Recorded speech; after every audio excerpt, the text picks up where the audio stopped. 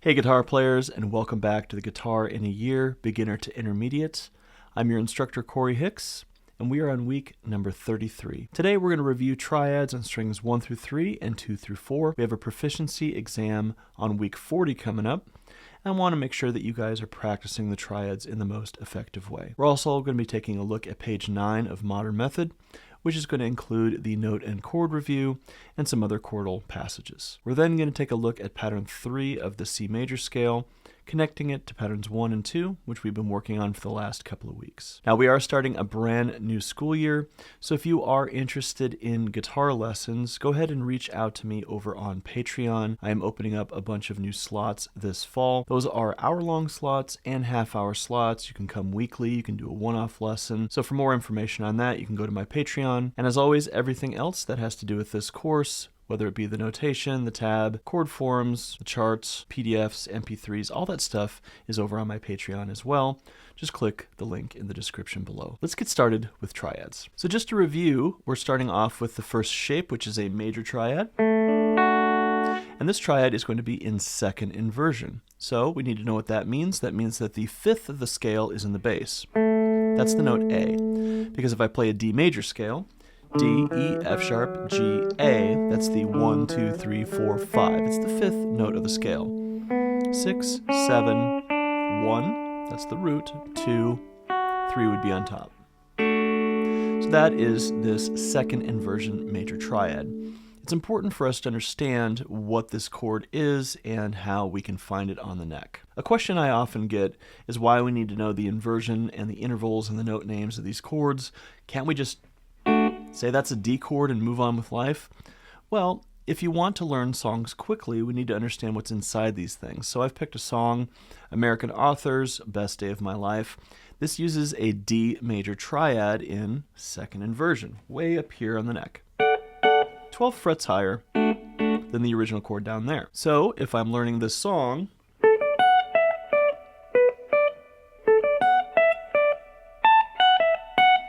it uses that D major triad. If I was teaching a student how to play the song, I would simply say second inversion, D major triad, an octave higher. Now you notice this is a lot easier than if I were to say, take your first finger, and you can put your first finger on the G string on the 14th fret. Next you're going to take the middle finger on the B string on the 15th fret. Then you're going to use your first finger on the 14th fret of the high E string. Then you're going to move to the... It takes forever to learn a song like that, and so many times when students are learning from tablature, they don't see the actual structure of the song. They might learn an entire song from tab and not really realize the elements inside of it, what key it is, the scales that are associated with the song, and that type of thing. So if you're ever wondering how professionals and experienced guitar players can just pick up songs and learn them really quickly, this is how we do it. We understand all the structures and what things are called, and then we can quickly put all those elements together and form a song. Okay, so back to this D major triad. To practice this, of course, I'm going to cycle for it, make sure that I can find the other 11 versions of this. Starting at C, I'm just looking at the B string to find my root. That's on the ring finger here. And then I would just go through the rest of them. F, B flat, E flat, A flat, D flat, F sharp, B, E, A, D, G. And then I could put a metronome on, so I've just selected 70 beats per minute as a beginning point. 1, 2, 3, 4.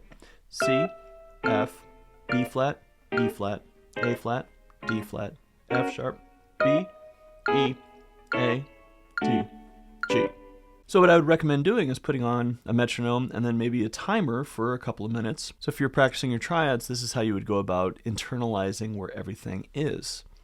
So you have to kind of say things out loud, and you have to be really aware of what's happening under your fingers. Always saying to yourself 5, 1, 3 as the intervals of that triad. Moving on to the next triad in our set. This is a root position D major triad. And we're going to be taking that cycle 4 as well. It's root position because I have D, F sharp, and A. 1, 2, 3, 4, 5, 6, 7, 1. So playing a D major scale in that location, you can see where we pulled these tones from. Root to third, 4, 5. I'm playing it with my first finger and my third and fourth fingers. And then I go and find the rest of them. C, F, B flat, E flat, A flat, D flat, F sharp, B, then E, A, D, G. So you see how important our note recognition is, being able to locate, say, for example, an F sharp tone on the G string, and then being able to play that triad. Really helpful. Putting on a metronome, 70 beats per minute or whatever it is that you're used to, and going through the rest of those triads. Next, I would pull up my first inversion triad. Looks like this. This is at the 10th fret.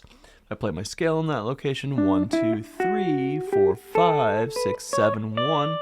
That's where I'm pulling those tones from. And again, I would take those and cycle for them. Now this is the top of a bar chord, like we've discussed before. So if you have to envision it that way, that's totally fine. It's the same exact notes. Moving on to strings 2 through 4, we would do the very same thing. Here's a D major triad in first inversion. I would find the C, F, B flat, E flat, A flat, and move through the rest of them. You could also try practicing them this way.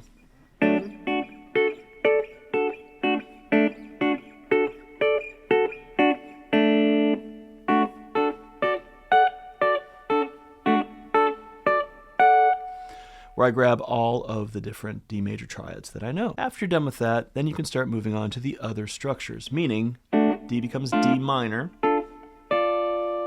and then D minor becomes D diminished, right? So you can go through each one of those. Spending time with this is going to be really helpful every single day. Now, how to prepare for the proficiency exam on week 40. That is going to be a question that is asked of you, such as, I need an F sharp major triad strings 2 through 4 in first inversion. So we need to be able to find those things. So practice with this in mind. If I need a root position F sharp major triad on strings 2 through 4, I play it there. Or if I want a B flat minor triad in first inversion on strings 1 through 3, I'd play it there. So try coming up with some questions and seeing if you can find the answer. You only have root position, first inversion, and second inversion. The other qualifier would be strings 1 through 3 or 2 through 4, and then we have a possibility of any of the 12 chromatic pitches. So practicing in this way is a really effective way for preparing yourself for learning songs, because that's really what's going to happen, right? So if I wanted to do the beginning of the Kid Charlemagne solo, this is Larry Carlton on Steely Dan.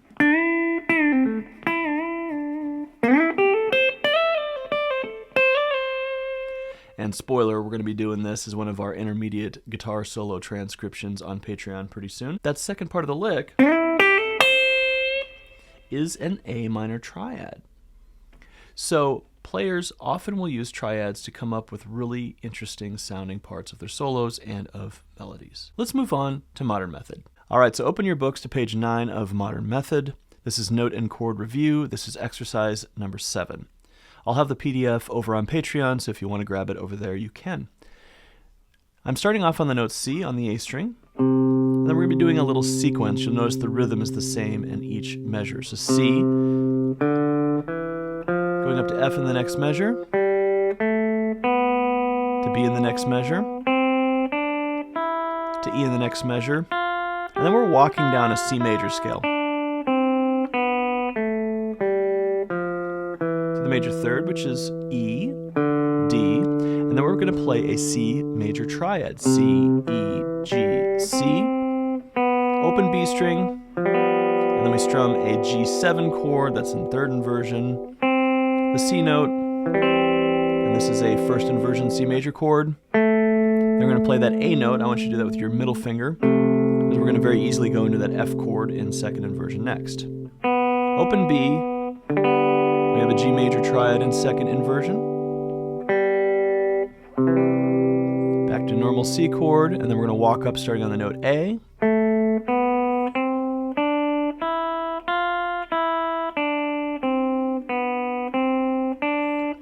High E, second inversion C major triad, F note. There is a first inversion F major triad, that's with the A in the bass.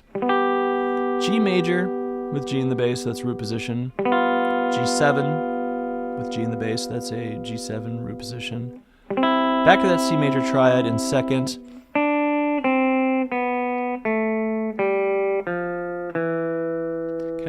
So now in that last measure there, some students have a little bit of an issue kind of playing that quickly. So if you down strum on that C major triad, and then use an upstroke to grab that D, it'll feel a little bit better.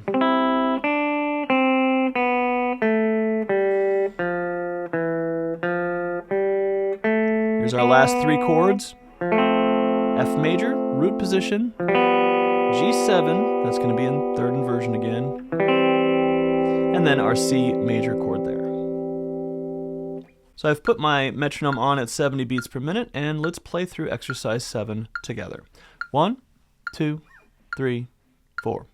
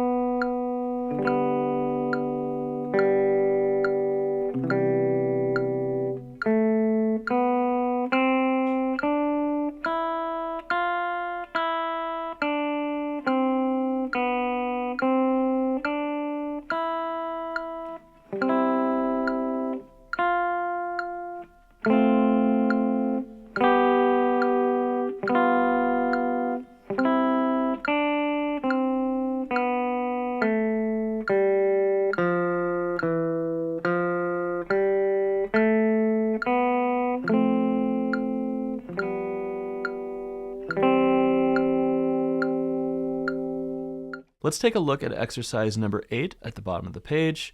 These are going to be inversions of each of the triads. So it goes really well with what we were talking about earlier.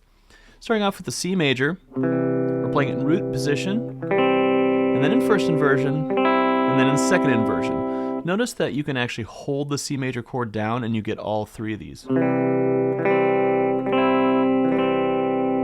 And we're going to F, and we're going to play that just like that F over C that we did from Like a Rolling Stone. Taking a look at that second line, we start off with G7 with the F in the bass. That would be a third inversion. Then we have the D on top. Notice I'm using my pinky on the D note. Then we have the F on top this time to a basic G major chord. C, the G7 again, back to C. So let's play this together. I'll put the metronome back on at 70, and this would be a really good goal for you guys. 1, 2, 3, 4.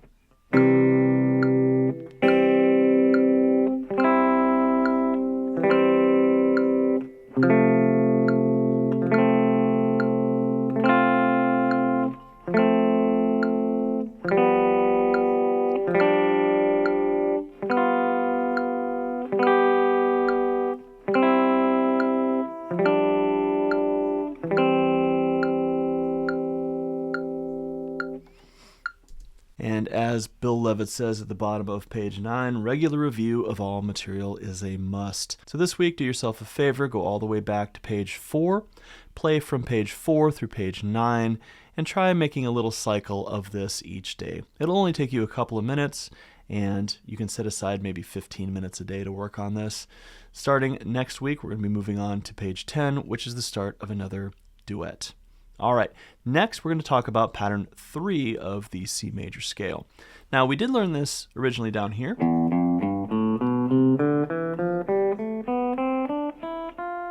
Now, that is pattern 3 of the C major scale. To make it movable, however, we're pulling this up an octave, so you'll see the tablature here on the screen.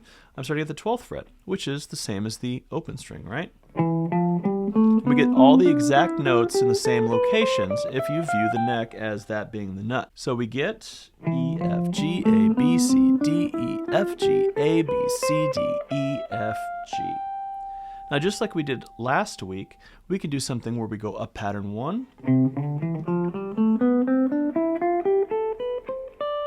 down pattern 2,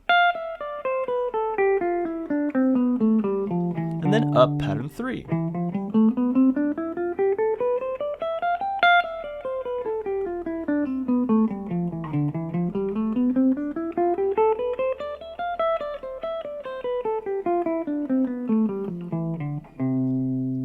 Now let's talk about some ideas for creating different melodies.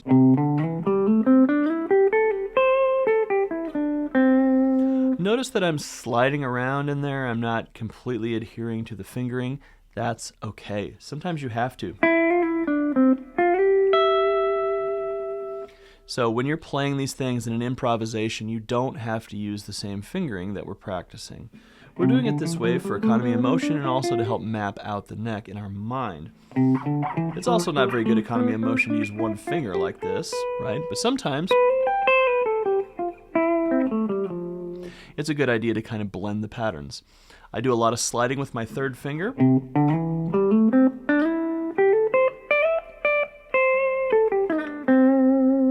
So you can try a few of those things. All right, so let's do a couple different melodies. I want to show you something. This was actually in a lick of the day that I did a couple weeks back. But it falls really nicely inside of this pattern. So what I'm doing is I'm playing this C major triad. Now this is the same strings 2 through 4, first inversion C major triad that we talked about earlier in today's lesson. So I'm playing the third on my ring finger, so that's the note E, G string with my first finger, and my middle finger is grabbing the note C. And so what I'm going to do is I'm going to take my ring finger off, and I'm going to hammer on the A note. Now you could also slide this structure up like that. Okay? So depending on the effect that you're going for, or okay, you can do either one of those. Then I'm going to come back down to that E note, slide down 2 frets, and grab the C note. So we have 2 options here. Or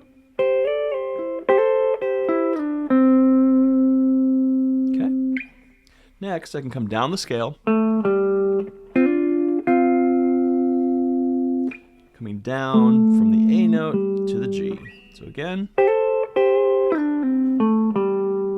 or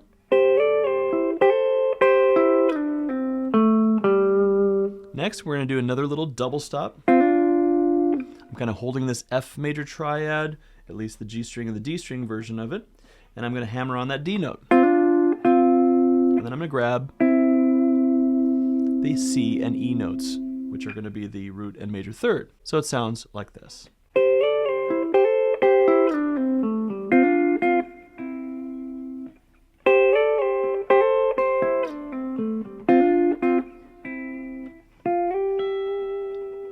So that's a way that you can incorporate not only the triads we've been talking about, the scales we've been talking about, double stops, and create a melody using all of these different components together.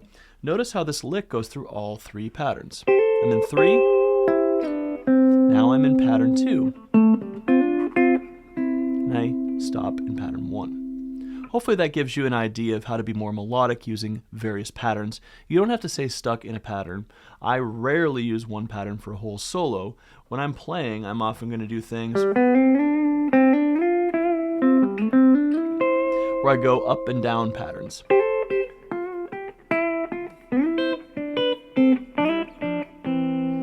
So don't get stuck in one pattern, but do memorize the patterns and play them until you can't mess them up. Remember, don't practice till you get it right, practice till you can't get it wrong. All right, well that's going to be it for today. If you have any questions or comments, put them in the comments section below.